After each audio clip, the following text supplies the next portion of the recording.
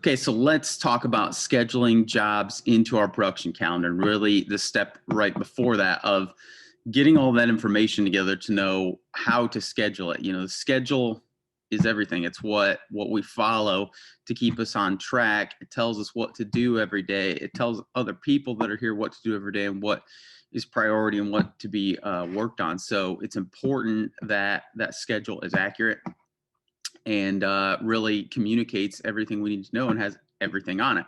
If we don't have everything scheduled on there, stuff can start falling through the cracks. So there's three things we need to look at when we start scheduling stuff in. The first one is, what are the customer's expectations or deadlines?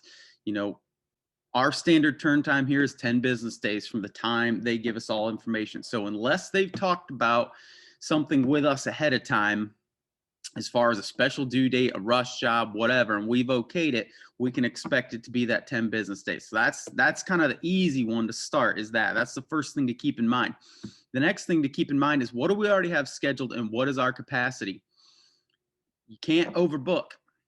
You can't, put too much on. You can't say, well, this fits in our day, so I just want to do 10,000 prints today. It's not going to happen.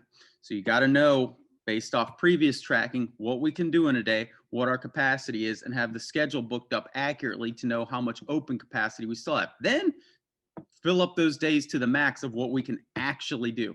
But it should be based off of actual capacity and actual data of what we can truly run here.